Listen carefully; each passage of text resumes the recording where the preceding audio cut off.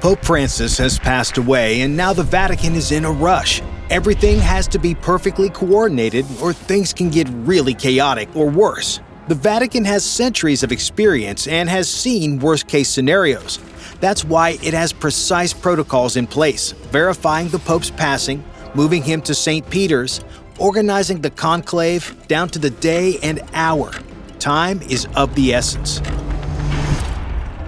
The first order of business before anything else is to confirm the Pope is actually dead. Vatican officials used to do this confirmation used to be in the room he died in, but it now takes place in his private chapel. There, Cardinal Camerlengo, the prelate in charge of the Holy See's property and revenue, takes the command of the Vatican between now and the election of a new pope.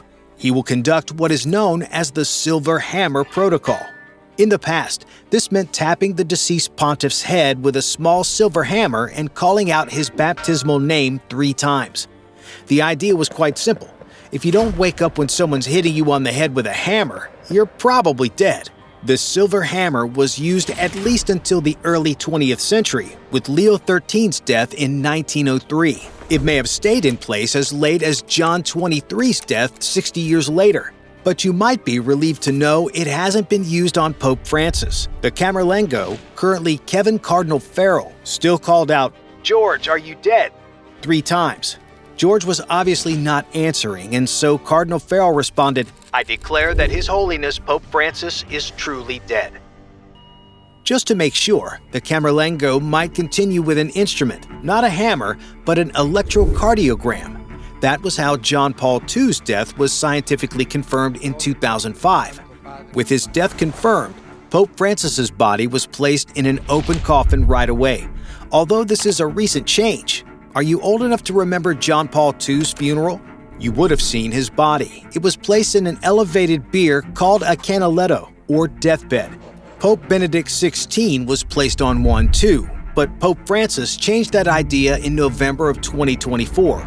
More on that soon. For now, the Camerlengo and his men immediately sealed the Apostolic Palace and began to take care of the Pope's property to secure it from theft.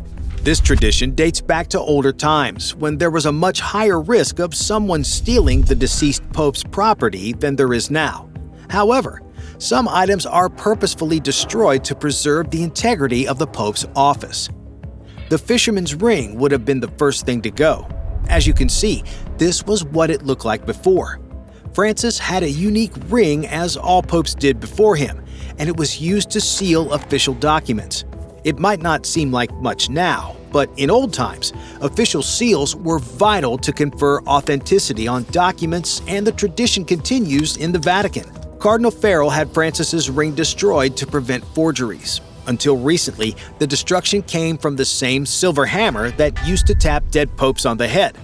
Things might have changed now, though. When Benedict XVI abdicated in 2013, his ring wasn't smashed in, but cut up, conveniently in the pattern of a cross.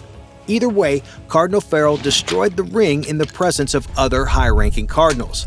It helps to have witnesses that can say this ring was indeed destroyed. Any documents sealed in that pattern from here on out are known forgeries. The lead seal of the Pope was also destroyed. All other property is donated, archived, or in extremely unusual cases, given to the Pope's heirs. After seeing to the security of the deceased's body and vital items, it's time for the Vatican to prepare for the public mourning period. But not all popes wanted to do this in the same way. Typically, the Pope's body is embalmed. The best modern example is John XXIII, who was embalmed with formalin, a solution of formaldehyde containing methanol. When his body was exhumed in 2001, it was remarkably well preserved.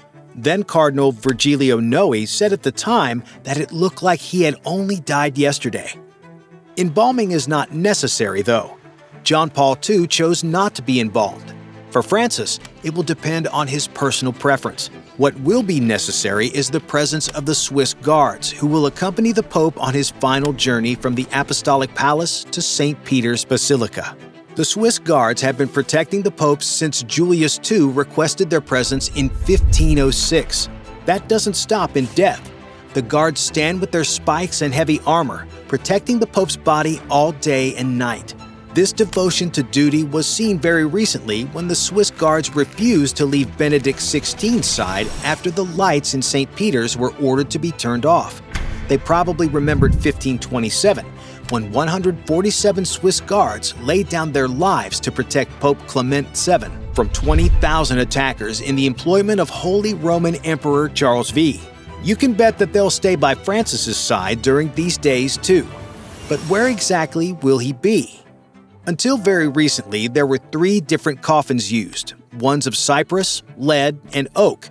But the famously modest Francis thought this was too extravagant, so his body was placed in a simple wooden coffin lined with zinc and will be displayed to the public in St. Peter's for 3 days. On day 4, the Pope will take his last journey to his burial place.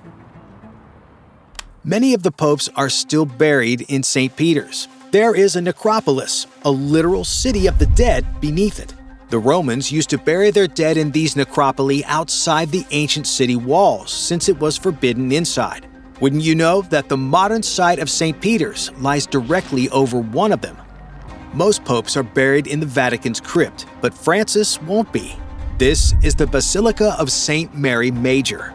In December 2023, Francis announced that he had chosen it as his final resting place. While this is unusual, it's not unheard of. St. Mary Major is one of the 4 major papal basilicas and one of the 7 pilgrim churches of Rome. Francis has gone to it over 100 times since becoming pope. 6 of his predecessors are already buried there: Honorius III, Nicholas IV, Pius V, Sixtus V, Clement VIII, and Clement IX. Although it's not unprecedented, it is retro. Really retro. Clement IX was buried here in 1669, and no pope has followed him since until now. Although the details are naturally kept secret, the pope, even in death, will have more than the Swiss guards to protect him. High-tech surveillance systems keep the Vatican and all of its residents, including the deceased, safe. With Pope Francis set to be honored in the proper way, the Vatican will next turn to a much less certain thing: choosing his successor. A week after Pope Francis's death, the College of Cardinals will spend 3 days preparing for a conclave. The name implies secrecy, but that wasn't always the case. It came after an election that took 3 years. After Clement VI's death in 1268, the cardinals met in the remote village of Viterbo to choose his successor. It was a convenient place at less risk of disease. The villagers soon got mad, though. The process was taking too long. They had to resort to extreme measures to get the cardinals to make a decision, like giving them only bread and water, or even tearing the roof off their building so they had to deal with the elements. Just leave already. In the end, they chose Gregory X in September 1271, but there was a catch. He wasn't a cardinal. He wasn't even a priest. He was off on a crusade and took 8 months to get to the Vatican. Fortunately, things are a lot less troublesome now. Gregory institutionalized the tradition from Viterbo and ordered that the cardinals would get only 1 daily meal if a conclave lasted beyond 3 days. Secrecy also became a lot more important. The secret papal conclave was formally organized in 1274. Before then, the cardinals could talk about it to whoever they wanted. And Pope Pius X introduced a secret ballot in the early 20th century. The villagers wouldn't be able to tear the roof off the place today. The conclave area is sealed off. The cardinals are sealed off too. They aren't even allowed to watch the news, let alone talk to anyone on the phone or on a computer. And how about these? During the last conclave in 2013, the Vatican installed Faraday cages and vehicles equipped with jammers to prevent signals from getting through. There will probably be more jammers now to guard against the presence of intrusive drones. These measures might seem a little extreme, but they've worked well. So how long might we expect to wait to see the white smoke this time? The conclave to elect Pope Francis was remarkably fast, taking only a day from March 12th to March 13th. Benedict XVI's conclave in 2005 also only took a day, from April 18th to 19th. That doesn't mean there's only one round, though. A candidate will be elected if he gets a 2/3 majority from the College of Cardinals. Maybe that's not as hard as it was between 1268 and 1271, since the new pope will be one of them. Though there's not a requirement for it, the last pope not to come from the college was Urban VI in 1378. Though the cardinal electors are familiar with each other, there will still be plenty of black smoke like this. It took 5 ballots to elect Pope Francis. The 4 times before that, black smoke came out of the Vatican, signaling that there was no new pope yet. How does the black smoke get its color? It's usually made of tiny bits of carbon, while the white smoke that signals the arrival of a new pope is made of things like water vapor, fuel vapor, or mineral ash. But what happens before that white smoke comes out? The College of Cardinals will ask the winning candidate if he accepts his election. If yes, he will be asked to assume the papal name. Then the white smoke will go into the air. The newly elected pope will dress in the typical white vestments behind the scenes. Meanwhile, the senior cardinal deacon will appear on the balcony of St. Peter's, declaring, "We have a pope." Then the new pope will make his public debut on the balcony and address the crowd below. After the public address, the pope will go back inside and talk to the College of Cardinals, thanking it for its service and formally disbanding the conclave. The new pope will choose a date shortly after his election. This was once a solemn occasion with elaborate coronation rituals. That hasn't been the case in a while, though. Popes John Paul I, John Paul II, Benedict XVI, and Francis didn't want such pomp and decided on modest inauguration ceremonies instead. Do you think that will continue with the next pope, or might we see something grander? Bye for now.